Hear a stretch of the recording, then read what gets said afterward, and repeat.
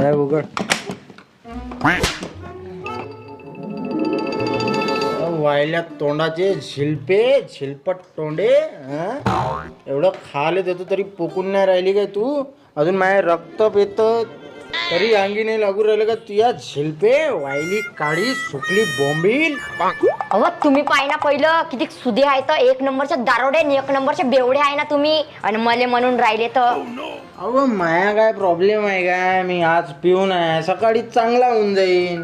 Problem तर तुया आहे, तू कधी होशील चांगली?